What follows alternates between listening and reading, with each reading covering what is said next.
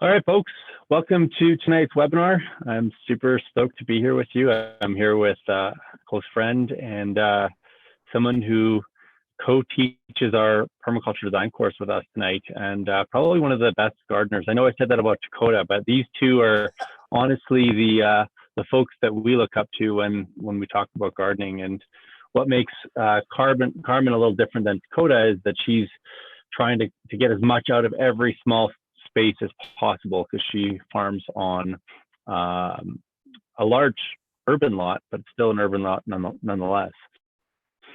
So welcome, Carmen. Thank you. It's going to be fun tonight. Yeah, absolutely. So in the past couple of shows, we've been mostly, we've kind of started with some content, and then we've gone into answering Q&A. And so I think we'll start a little bit with that this evening. And then I know that there's going to be a ton of questions for you. And so, and there may be some for me as well. So we'll just kind of see how that goes. And so, folks, I want you to feel free to pose any questions up onto the chat window. A little bit later, we might bring some of you onto the show as well, and you can actually ask your question in person with Carmen and I. So, Carmen, I mean, in light of what's going on right now, you've been gardening for your whole life, pretty much. Why don't you start a little bit with your history? Tell us a little bit about yourself, and what got you so excited about gardening all those years ago. Well, we did a lot of traveling around when I was a kid. So my mom, we lived in Alberta for a long, long time. My parents met here in Alberta, northern Alberta, and got married and raised us kids. But, you know, we moved around a lot. My dad was on the rigs and so on. And so, you know, we really, finding food, we were like bush babies, basically. So we did a lot of foraging, and Dad did a lot of hunting, and his brothers did a lot of hunting. And my mom absolutely canned everything she could get she made pickles out of any like crazy stuff that you could never imagine. And everything was so good. And I just remember, even though we didn't have any money, like we were really poor. We were 5 kids, a family of 7, sometimes 8, because in those days you'd have cousins coming to live with you at times. Even though we really didn't have much financial abundance, we certainly had a massive amount of abundance when it came to seasonal currency in the form of food. And so we felt really rich. And when I was 13, we moved overseas to North Africa, and we really saw how tentative, it was really post the Algerian French Revolution. So there was still a lot of political issues going on. Thankfully, our family spoke French, so we were able to source out some food supplies. But being Westerners in a North African country, we were not treated preferentially, let's put it that way. So it was a lot of work for my mom to cultivate relationships with local vendors, and for us to actually source out secure food supplies. So, that really changed my focus around food. It's something that I had always taken for granted as a child. And thankfully, thanks to my mom being so awesome at what she did, we were always able to have food, and it wasn't something us kids ever really thought about. But moving to North Africa really changed my view as a young woman about the fact that food doesn't just suddenly materialize on the table, that there's a lot of, I knew that already. There was a lot of canning and preserving and things that my mom, and we were the ones with the meat grinders on top of the ping pong table, making hamburger from moose, it was a lot of work. We knew that. But when going to a foreign country, when you really didn't have that support system in place, really opened my eyes big time. And there were a lot of different cultural traditions around food. And so anyway, long story short, spent a lot of years overseas. I came back to Canada to go to university. And at that time, I was like so shocked at how much space we had here, and how actually very secure our food supply seemed, because we had so much opportunity to grow food. But a lot of farmers weren't even growing their own food anymore. They were coming into town and going to the grocery stores and buying everything they needed. And they weren't utilizing their land for anything other than growing large scale grain crops. So I had rented this great old house with a bunch of friends, and and it had a fantastic backyard, and I just dove right in. And it was an Italian neighborhood, so there was a lot of nonnas out the back alleys drinking wine and wanting to visit with you. So it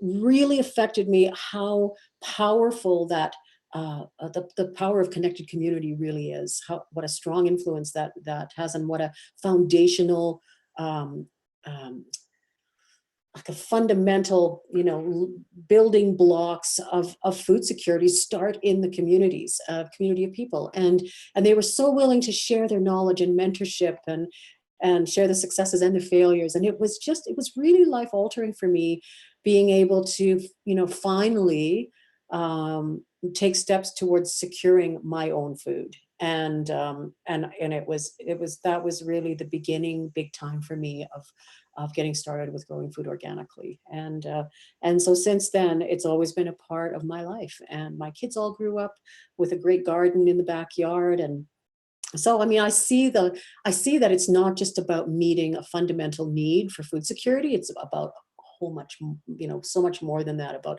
building community, and building a lifestyle for yourself that gives your kids an education as well, right? So there's on so many levels, it's just so important. Totally. So I want to draw in specifically on a word that you used there, food security. And, this week has been a really interesting one in light of the crisis that we find ourselves in, where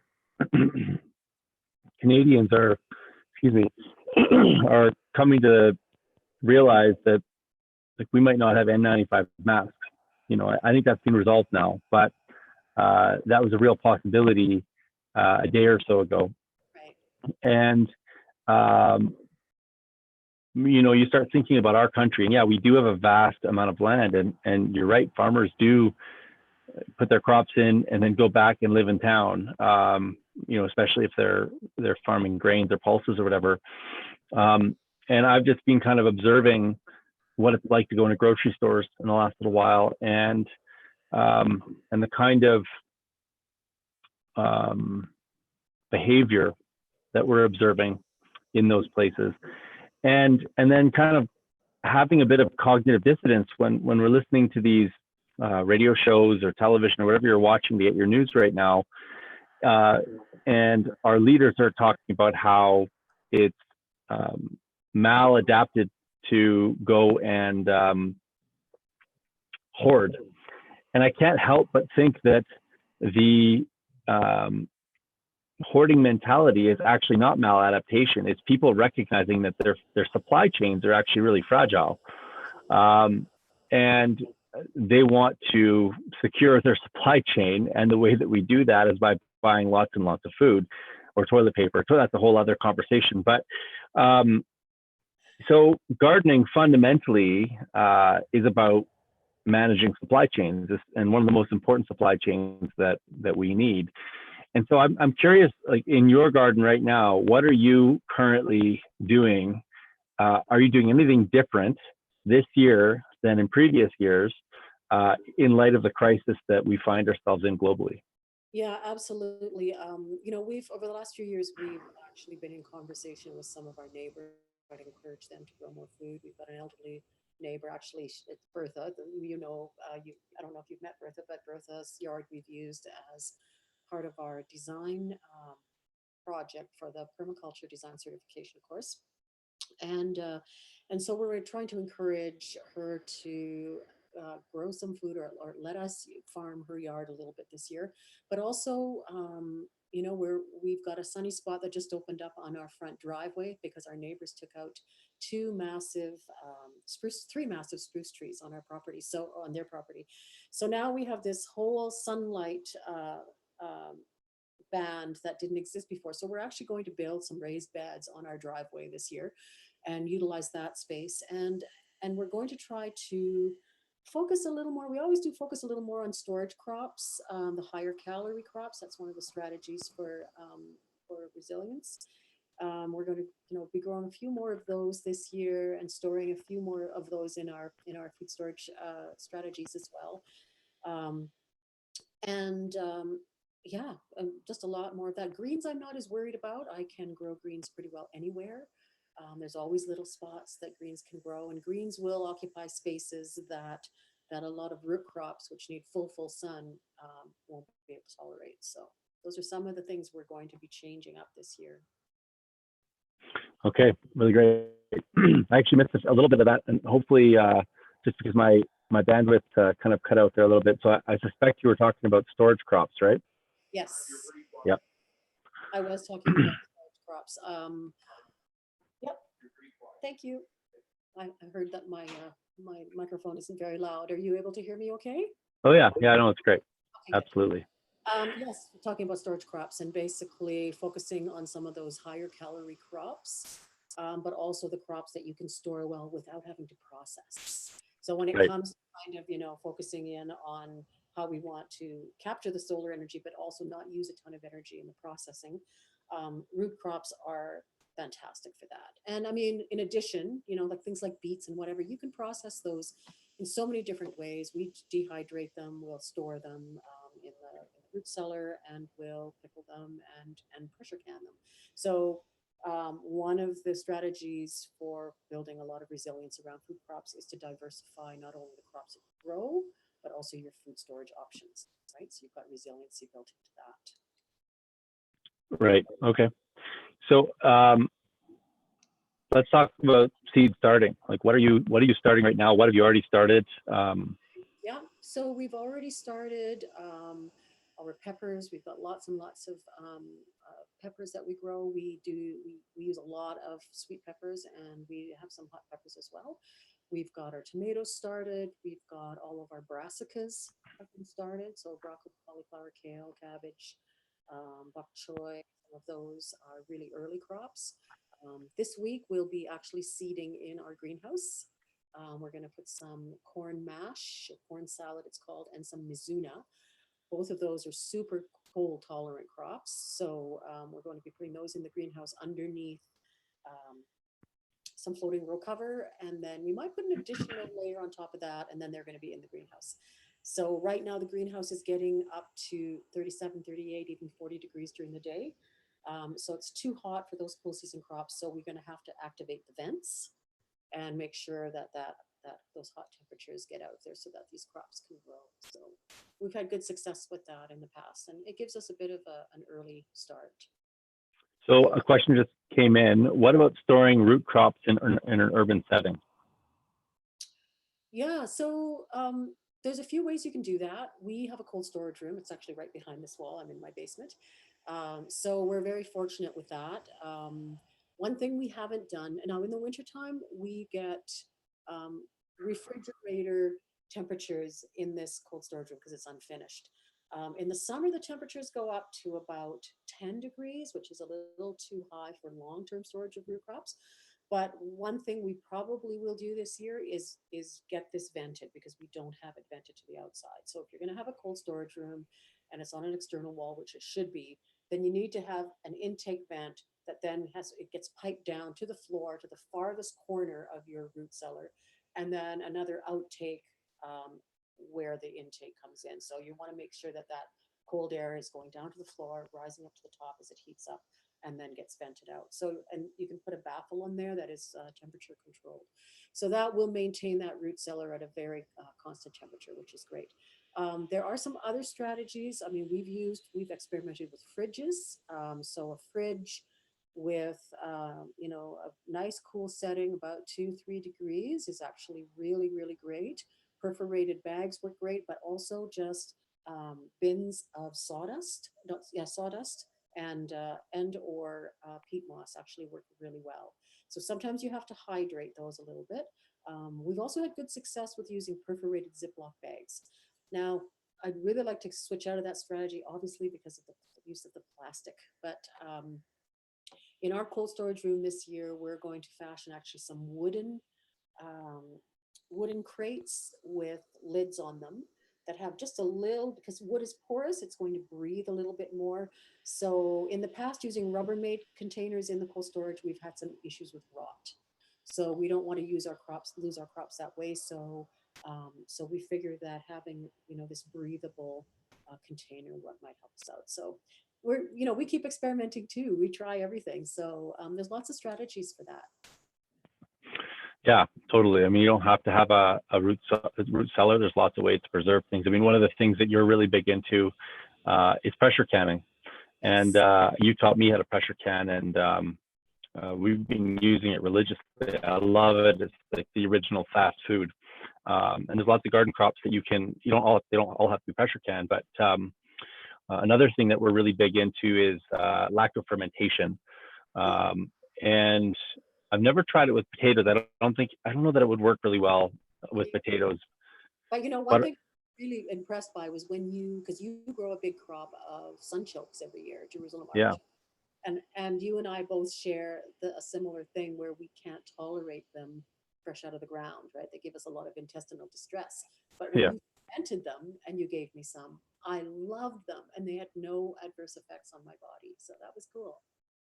Yeah, and they're so easy. I mean, basically a 3% brine, you put in whatever herbs you want in there and cut the Jerusalem artichokes up, and away you go.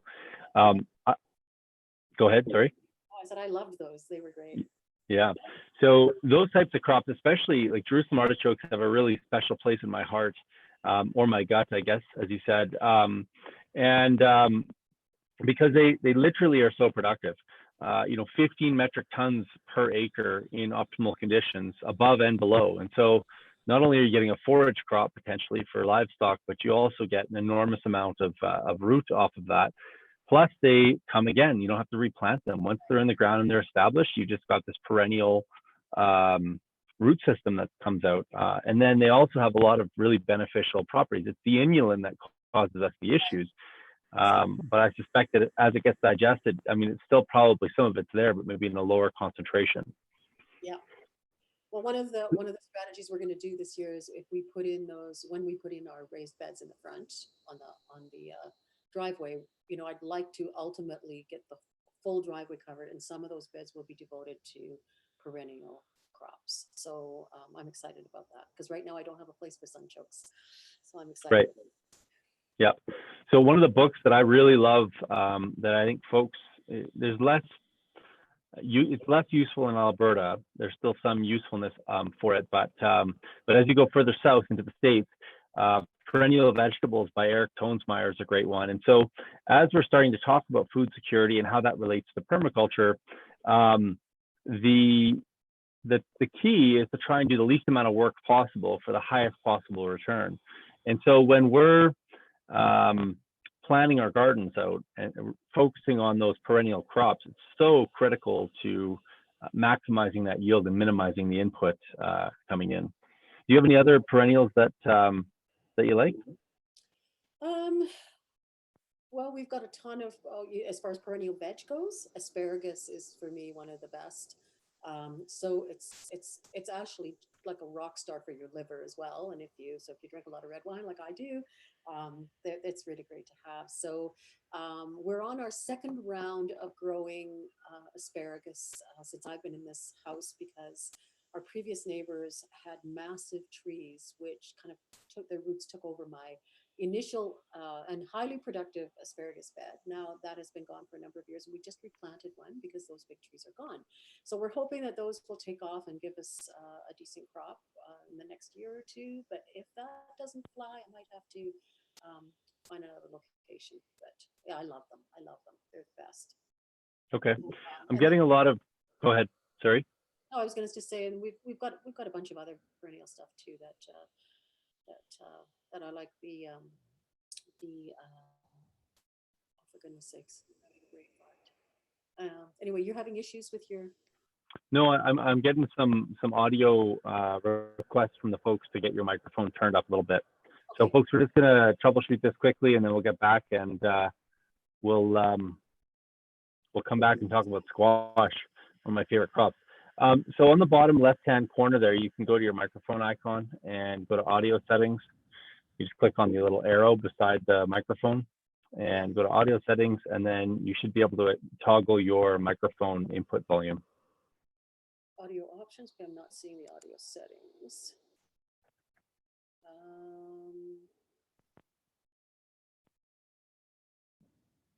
I just see audio options. bottom left. Bottom left, it could be options. Are you on a Mac?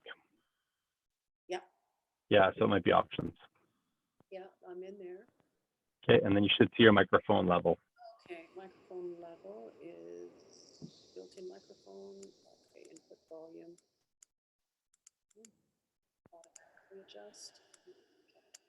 How's that? Yo, that's great. Yep. Okay, very good. Perfect. Thanks.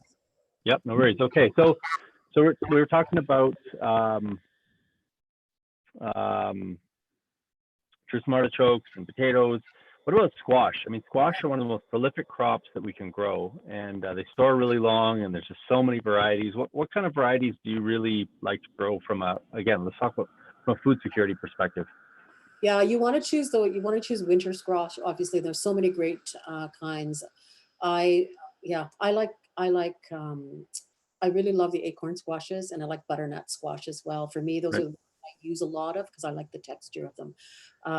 So anything that can harden up. Here's the thing: is that we don't have the curing time where we live here in Calgary that you might have even up in Edmonton.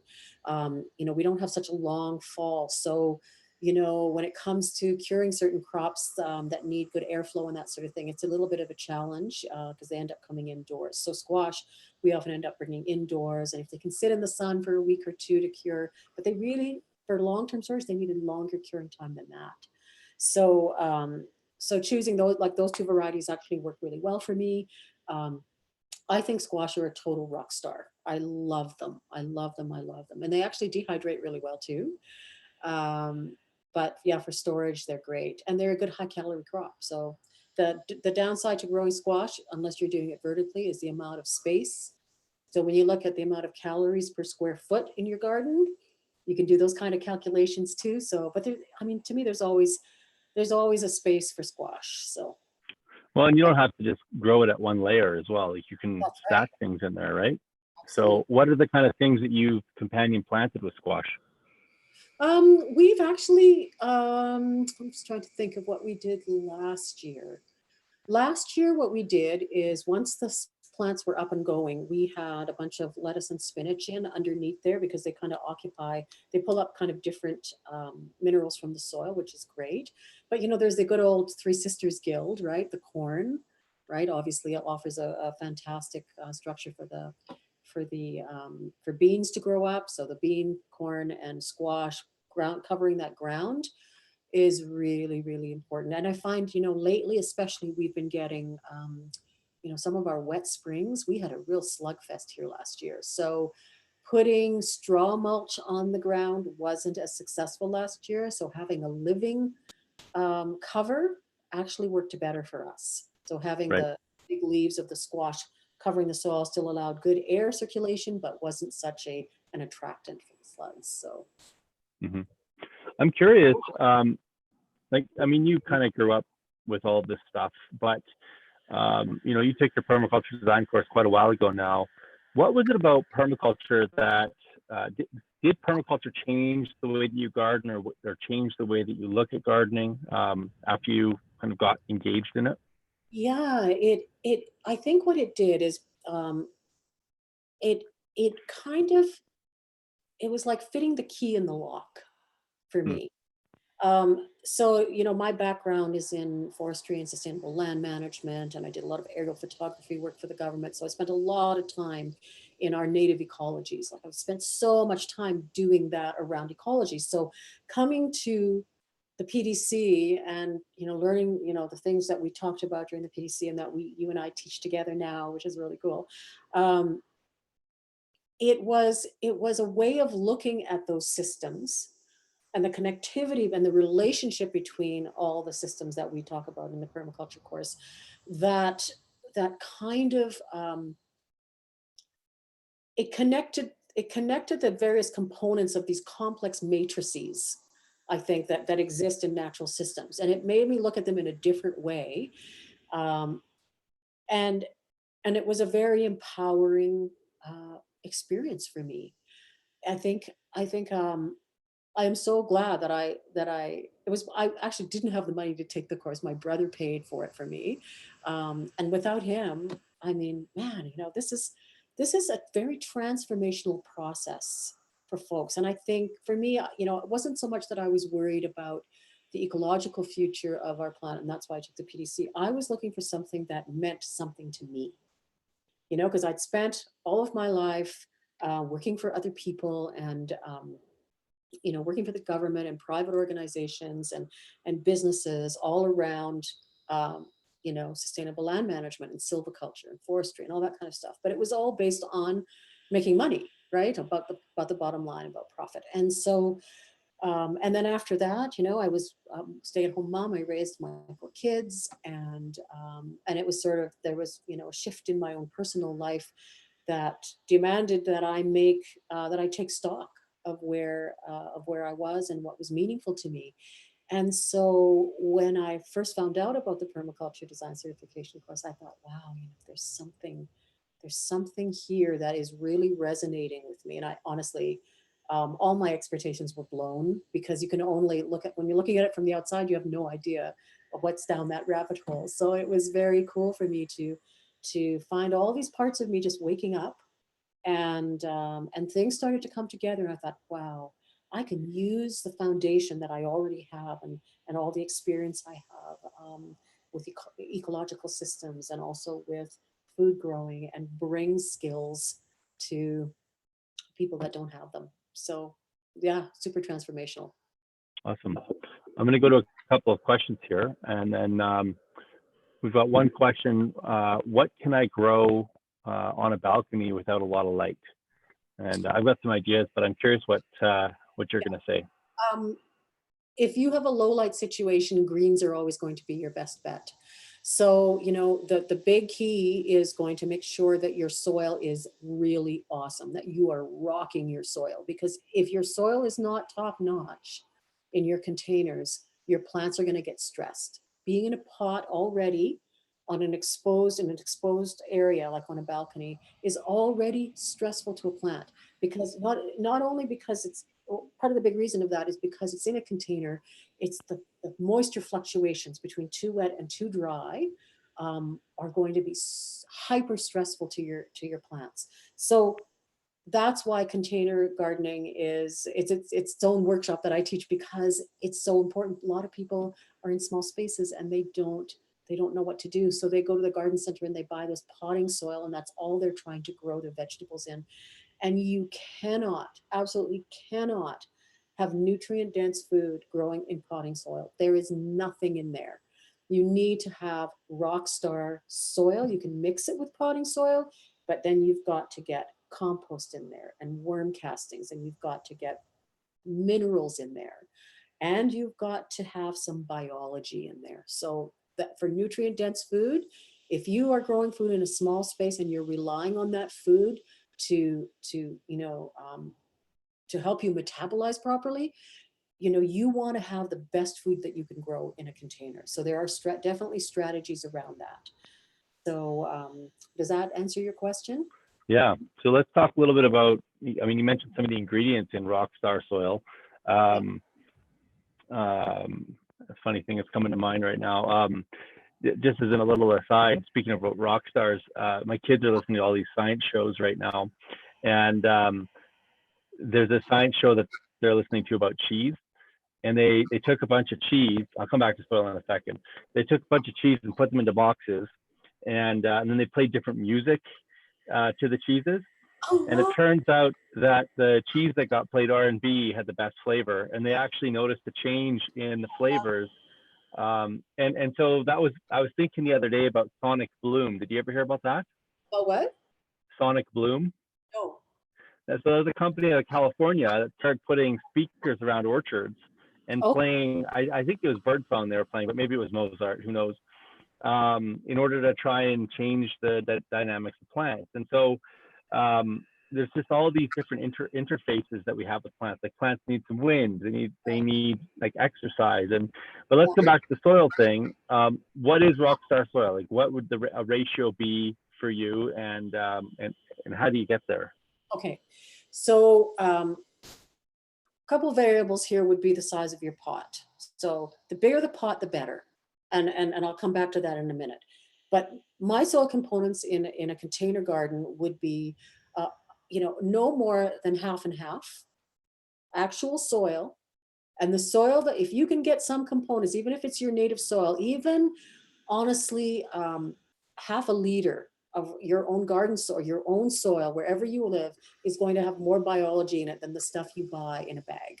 Okay, so we want to have half potting soil mix and half soil, no more than that of either. That's about the right combination. And I prefer to use a potting soil called ProMix Organic. The reason I like that is it's got mycorrhizae in it, and mycorrhizae is a single cell width strand fungal entity that actually creates fantastic associations with plant roots, and in exchange for plant sugars, it helps the uptake of water and nutrients to that plant. But it also, in that process, facilitates massive improvement in root growth. So I see that all the time in my seed starts because I use a mycorrhizal product. You can buy mics. It's a mycorrhizal product in a tub, a green tub. They've got some for trees and shrubs, they've got some for herbs and vegetables, and they've also got some for flowers, I believe, for blooms. So if you get the one for herbs and vegetables and you add that into your potting soil, there's also another product called Earth Alive Soil Activator. And it comes in a tub. It's too bad I just put all my stuff away, so otherwise I could show you. But it's got a number of different other species of fungi in it. Not fungi, of bacteria in it. So I always use those two inoculants in my containers, and also in my seed starting mixes. But I also make my own thermophilic compost, and it's a very high test compost that is made in a way to enhance the growth of multiple species of soil microbes. So so the idea is to get life in your pottings, life in your container growing mix. You also want to have the minerals, and what I like to use is a product called Gaia Green All-Purpose Fertilizer. It's a 4-4-4 blend, and it's loaded with minerals, and it's got glacial rock dust in there, and green sand, and kelp meal, and all these high mineral products that are mostly in their raw form. So what that allows in the potting mix is it gives those microbes something to chew on. So that's why I like to use those. So you need to have the minerals, you need to have the life in there to pull up all those minerals. You need to have a soil sponge, and honestly, peat moss is not enough.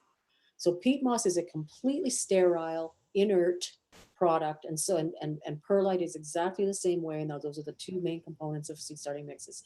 So they actually add zero nutritional value to your mix. So what you really need to have is a good quality compost and some worm castings. Worm castings are like both organic matter and inoculants in one. So, and lots of nutrients in those as well. So those are the basic components of what I would put in. And if I'm growing peppers or tomatoes or something like that, some calcium would be great. So, have you ever heard of the Johnson Sioux bioreactor? no. I just found out about it not that long ago, and he's a medical doctor, decided that he was seeing so much lack of health in his patients that he started going down a rabbit hole, and eventually he came to soil. And so he invented with, I think his last name is Johnson, and the other person's name was Sue or something like that. It's all open source. And it's this composting system that has an incredible ability to create mycorrhizal fungi. Oh, wow.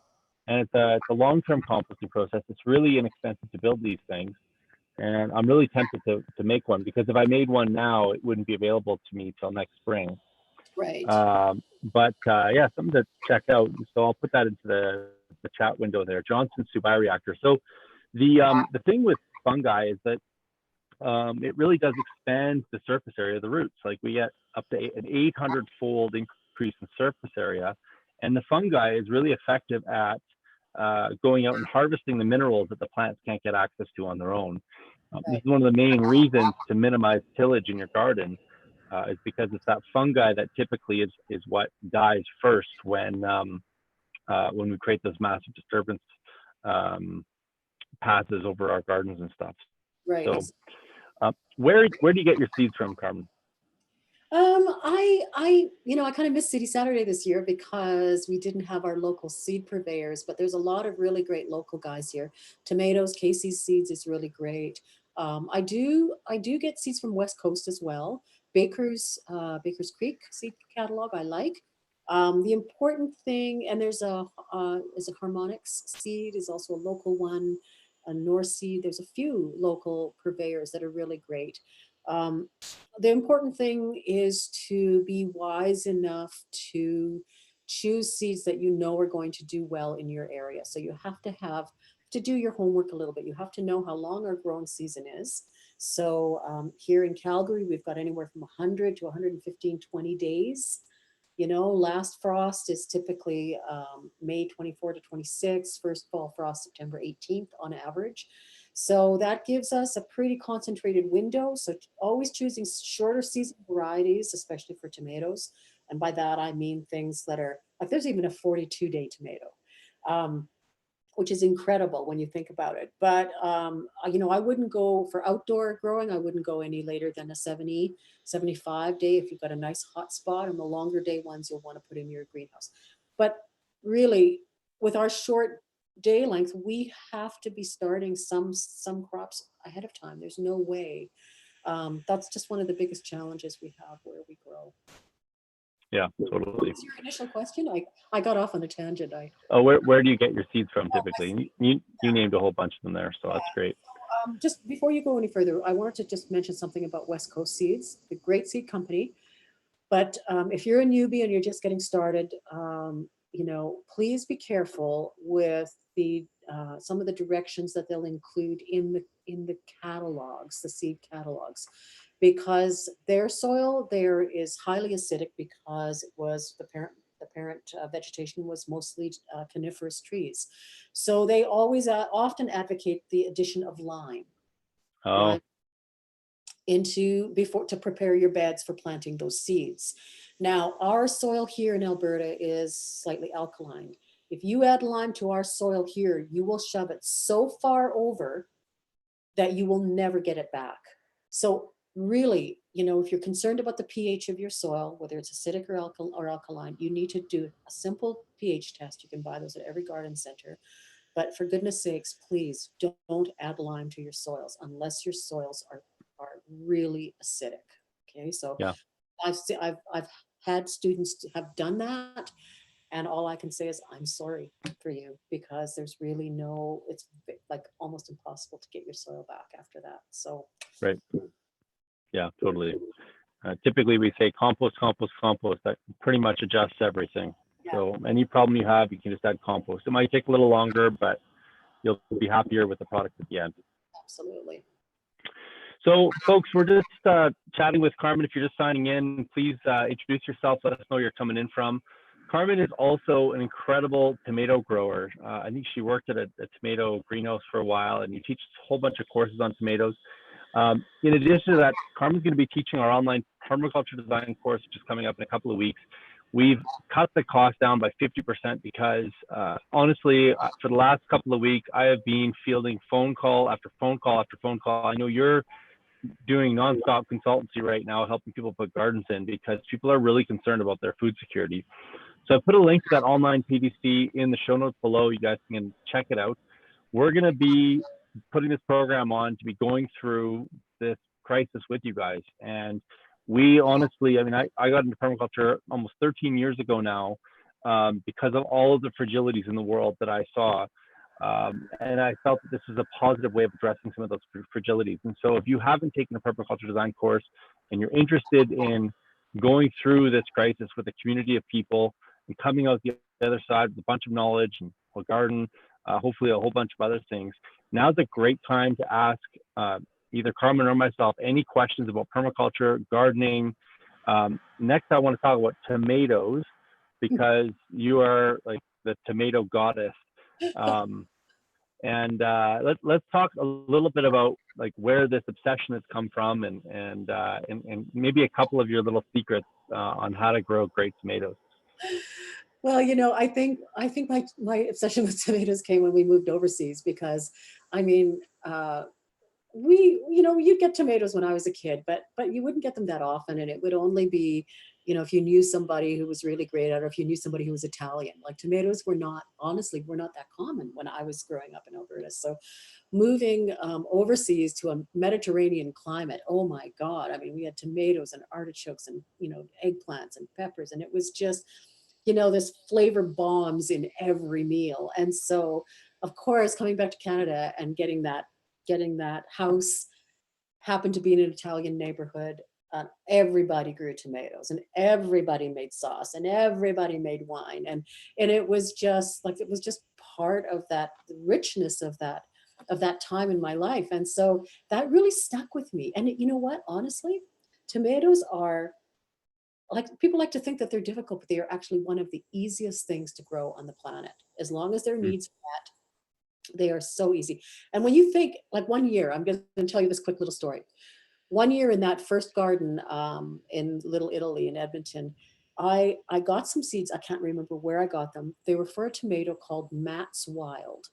So I thought, well, I wonder why they're called Matt's Wild. I mean, what's so wild about a tomato? So I started these little tomatoes in my little greenhouse, and then took them outside, and they start to grow, and they start to grow pretty fast. I put them in the garden, and they just kept growing and growing and growing and growing. And I had these structures set up to try to control this massive, little creature that was going nuts. And in the end, I thought, okay, I'm just going to let you go. So I took all the supports off and I let it find its way amongst all the vegetables in my garden. And it was a real eye opener to me, because everywhere, like tomatoes, one of their talents is they will root all along the stem. So if you look at a tomato at close to a pot that's in soil, right up at the very bottom, there's all these little bumps, and those are the beginnings of what are called adventitious roots. So wherever the presence of moisture is, they sense that and they want to start putting out roots.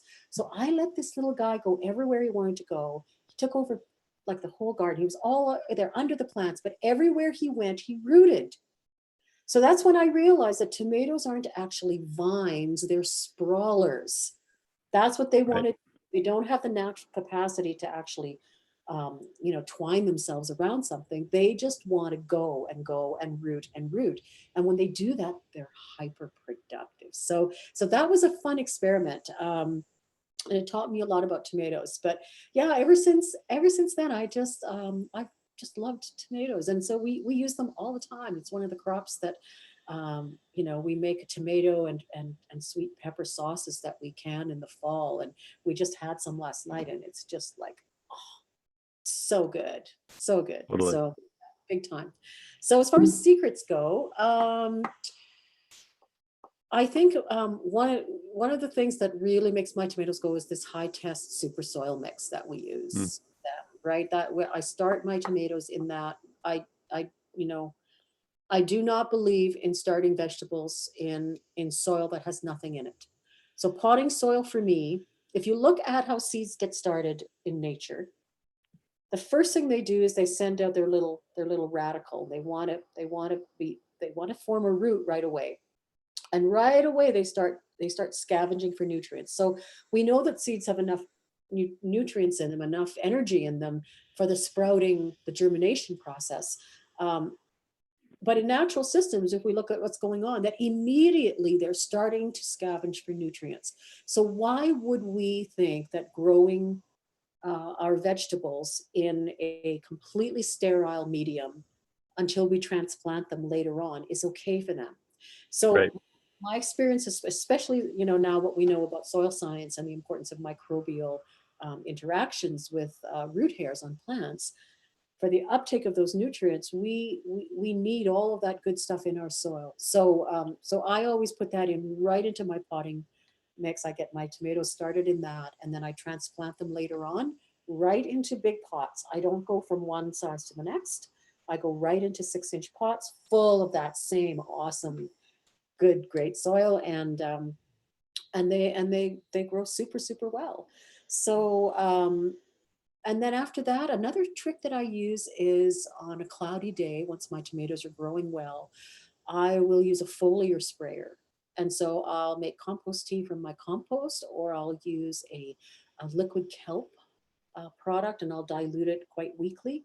And then on a cloudy day, I'll go around and I'll spray the surfaces of all my plants, and especially my tomatoes, the heavy feeders, and they'll uptake those nutrients right through the leaf. So they get an extra feed, but you're bypassing the gut, basically. So Interesting. those are some of my tips. Oh, awesome. Okay. I'll have to try that. I don't think I've tried. Well, we've done foliar. I'm just curious why the cloudy day thing.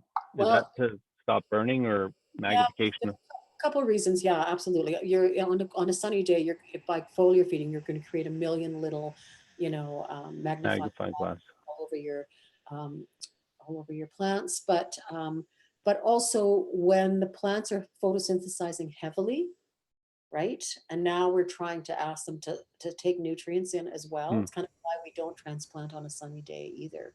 We want to give our plants a break. So if we can transplant on a cloudy day, or at least provide some shade options for our new transplants, that they'll actually be able to manage that transition much more effectively. Okay.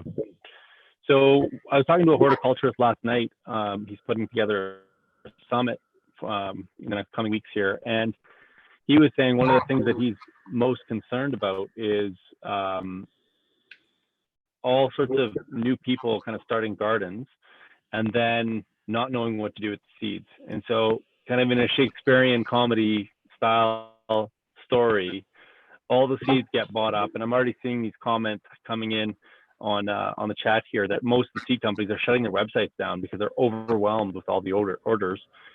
And so all these people go out and buy seeds, and then they end up not knowing how to grow them. So are there any literature, like books that you can recommend that you think are really good? I've got a couple as well, but I'll let you start. Just top of my head here.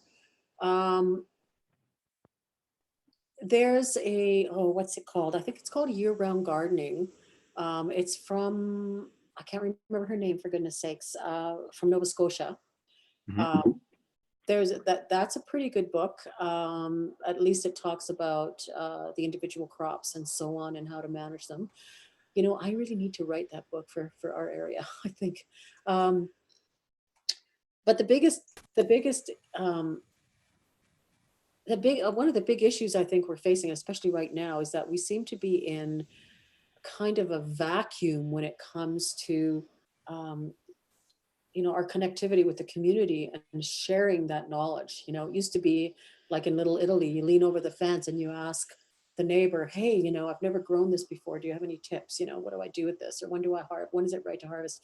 People were willing, really connected around growing food before. But now it's like there's these food deserts everywhere. There might be 2 or 3 people in your whole neighborhood who are growing food, right? And it used to be that everybody who would be putting in a new lawn would put a crop of potatoes in the front lawn first. That's what was common practice when I was growing up. So people were really connected around this whole food growing thing, and it was common to see front yards full of food. But the sharing of knowledge, and I did a quick video a while back about when I gave away a seed starting seminar for folks that wanted to get started with that, and there were lots of handouts around that, which are very good. But the follow-up video to that was really all about, hey, folks,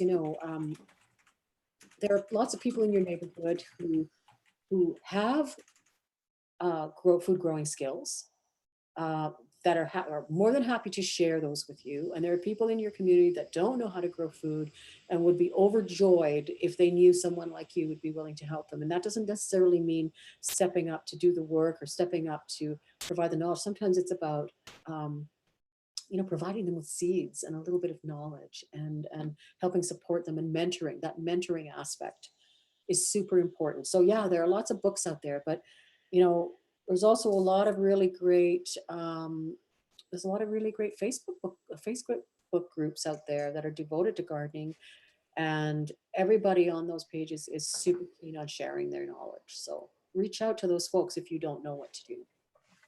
Yeah, and I think that's a call out for folks on this call as well. If you know how to garden, and you know that your neighbors are starting to garden, yeah, you got a social distance, but Yeah.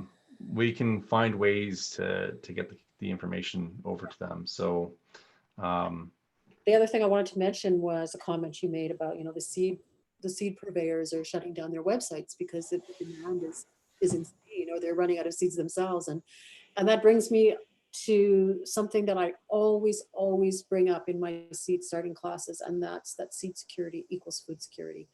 And you should at all times have seeds in your possession. This is just part of a resilient strategy. So I always have next year's seeds in hand this year.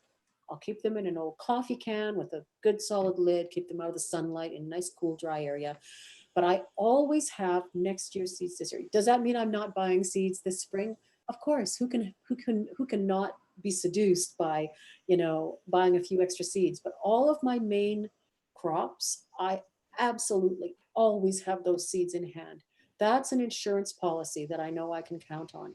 So that's a strategy that I would really recommend that people start to pay attention to, because I didn't have to worry at all this spring about trying to find places that still had seeds, or trying to race against the crowds before the doors closed on the garden centers. And really, it's common sense. It's absolutely common sense. So, and also understanding the climate in which we live, that without having seed security and food security, we have a huge dearth time. We have a time of non-production um, until we can be growing again. And so we are already, based on our climatic conditions, vulnerable. So trying to strategize around that, yes, it requires some thought, but it's completely doable if you use common sense, which unfortunately isn't so common anymore. totally. Yeah, it's just absolutely crazy. I mean, looking back, I was looking at videos from the Great Depression. They were actually interviewing centenarians recently that lived through the Great Depression, and there's lots of differences between this event and that event, but namely the economic forces that we're dealing with are much different, but there may be similar outcomes in some regards, but it's still too early to tell how that's all going to play out. Right. But the folks living back then, they all had skills. Yeah. And we've really hyper specialized as a species, and growing gardens and doing a lot of the stuff that you and I think is normal and everyday stuff is not necessarily what the majority of the population does. And so we're really looking at a reskilling, Right. which is why I really like what you've done at Urban Farm School and like breaking all of these skills down into that people need to know to be able to run anything from an urban homestead all the way up to a rural one. The skills scale, but what I always say to folks is start small. Yes. It can be really enticing to go big this year because you're concerned or worried, but if you start too big and you fail, you'll never want to do it again. That's absolutely true. And starting with not just with how to grow that crop. Maybe you pick 3 crops. Maybe you pick 3 things that your family's going to eat. You learn how to grow those really well, and then how to store those.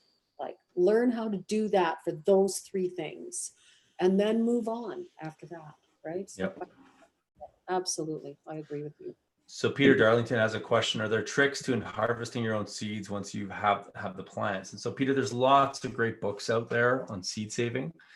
Seed to Seed is one that I've got. I bet you Carmen's got a couple in her library as well. And Google, I mean, or someone like Carmen or myself or Michelle. I mean, you guys are bringing up lots of great questions. And this is one of the reasons that we've made this permaculture design course so affordable. And we've never done a live online PDC. We've had to pull a lot of strings to put this thing together. In the last couple of weeks, Michelle and I have not been sleeping very much trying to get this all organized for folks. We want to basically be your informational resource to help you guys differentiate signal and noise. And as you're going through this growing season and trying to figure this stuff out, having a suite of experts, we've got 6 teachers on this course from all walks of life to try and help you answer these questions as you're going through them. So I've left a link to that in the show notes below. I highly recommend you go and check that out. Now, I've got another question. Have you ever tried perennial onions or walking onions or Egyptian onions? Yes, we have them in our garden, and they're usually a real hit. We do a number of yard tours, eco yard tours in our on our property here in Calgary every year. We've got a few up on the website now, but I'm not sure how those are going to play out, obviously. But they're right at the beginning of the garden, and so they look like these crazy alien things because they sprout actually from the top. They bulb up at the top of the plant, which is a little bit atypical for most. For some of them anyway, and then they fall over, and when they fall over, they root again in the soil. So they're fantastic in a food forest or a forest garden. They take care of themselves. They're really, really great, and they're easy to share, which I think is awesome. Those little bulbs come up, and then you can pass those on. And I've given so many of those away. No, they're a great plant. Another piece of resilience that I can recommend to folks, and I know that I'm not sure if she's still listening, but Lisa, I think, is on the call this evening, is the Calgary Permaculture Group. Yeah. So, we have like 100 people who are into this stuff coming out on a regular basis. There's questions about seed saving. I mean, that's what that group is there for, to do, is to create resilience. And we've got a great board. Lisa's been leading the group for a couple of years now, and she's doing a great job at it. These groups meet on a monthly basis when we're not in social distancing land. These seeds get shared. Transplants, typically we have a transplant party, and we bring all of our extra tomatoes or whatever other plants we're growing, and we share them with the group. Advice gets shared. Conversations are had, and that's been one of the richest experiences being in Calgary over the last 10 years, is being able to surround myself with people that are learning all this stuff at the same time and going through those trials and tribulations, but also sharing successes and happy successes with each other. So.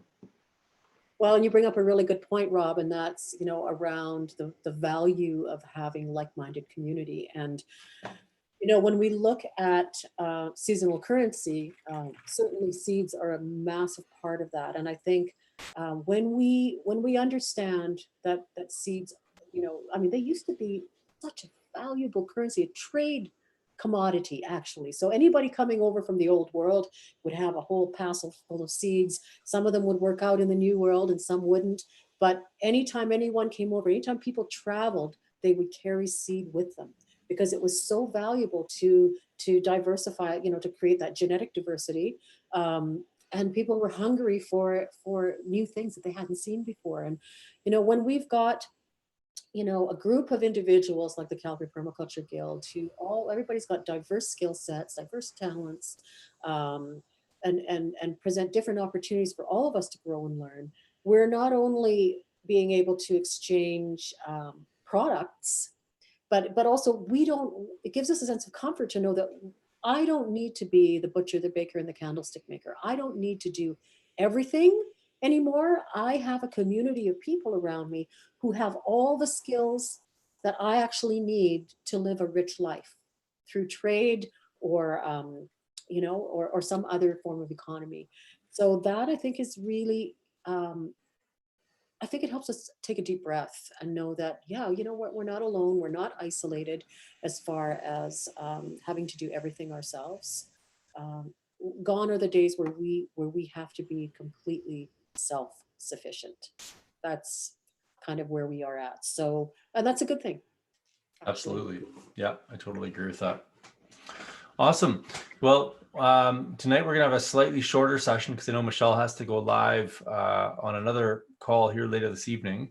But I'm curious, are there any last minute things that you want to say to folks before we close out tonight's call?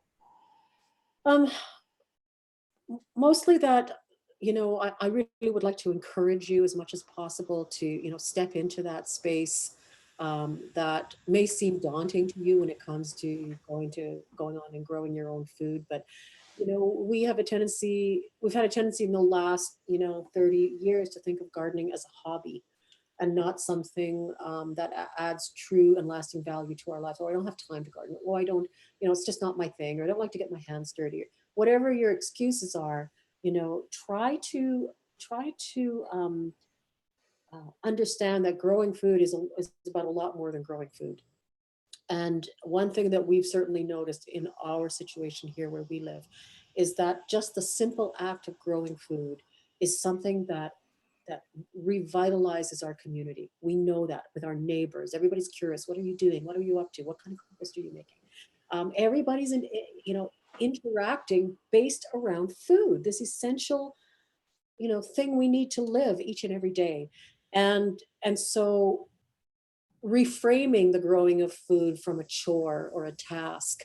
Um, Part of the permaculture certification course teaches us how to mimic natural ecosystem design so that we can model our own systems after that, which means honestly, once you get your gardens going, they are so little work. It's unbelievable. Christian and I, every evening, we walk around in the summer with a glass of wine picking strawberries. That's the work we do.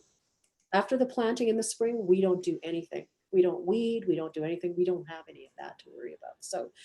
So the idea is for me is to encourage you to reframe um, and to relax and to please reach out to people. And, I'm here for any of you guys. If you have questions, contact me via Urban Farm School at urbanfarmyyc@gmail.com. And I'm super happy to help you out with whatever questions you've got. Yeah, and so you're taking on consultancies right now. You're actually helping people to design their own gardens and. Yeah. And we've taken some of our classes. We've filmed a few of our classes recently so that we can reach out to people in a way, that obviously we can get to them. But we've also offered a free seed starting seminar. It's listed on the website now. It'll only be up for another week or so. So if you're interested in that, go to the Seed Starting Success workshop at Urban Farm School. You'll get the video of it's about a 2.5, 3-hour class, and then all the handouts that go with it. And so those handouts will be more specific date-wise to where we live in the Calgary area, but there's still good information there that you can access. Absolutely. So folks, if you're interested in getting involved in the permaculture design course that we're running starting mid-April, you can check that out on our website, vergepermaculture.ca, and I've left a link in the show notes below. Honestly, I mean, I'm biased, but permaculture has completely changed my life. I was an oil and gas engineer, and now, teaching permaculture courses for the last 10 years, and I would never look back. I did that because I saw the risks associated with our food system and our water system and our energy systems. Things you can never know what the straw is that's going to break the camel's back. And so your best insurance policy against any of this stuff is to secure your supply lines. And that means building a community. That means learning how to grow food. That means learning how to harvest rainwater, understanding what it takes to collect energy and heat your house. And like Carmen said, you don't have to know it all, but you need to know where to get the resources or who to call or how all of those things fit together. And to be honest, like this crisis would be much less of a crisis if more of us knew how to take care of ourselves a little bit better. But we've become so dependent on the centralized grids around us that we all are quite concerned about how our lives will continue on without a functioning economy, which is designed to grow forever on a finite planet, by the way. So this isn't the last crisis. This is, in my opinion, a cannonball across the bow, and it's a wake-up call for folks who are ready to start transitioning some of the time they spend in their life into other activities. And it can be more fun if you know what you're doing. It can be more productive. It doesn't have to be a chore. And you certainly don't have to do it alone. You can do it with a community of people around you. So if you've been waiting on the fence, I promise you it'll never be this cheap. It's going to be raw. It's going to be live. Carmen and I are teaching it. Dakota Cohen, Sarah Dent from Young Agrarians, Shauna Fiddler from the Kootenai Permaculture Group will be there. We're going to have a renewable energy expert on the call. So it's going to be 3 months of incredible information, and we'd love to have you there. Okay, well, thanks so much, Carmen, for taking time out of your day today. We'll catch up real soon. And for all of you guys out on YouTube, we'll be back next Tuesday. Haven't decided on the topic that we're going to be talking about, but if you've got any suggestions on things you want to know, send them to our info@vergepermaculture.ca, and we'll do our best to include some of that in upcoming videos. Stay safe, guys, and we'll see you guys real soon.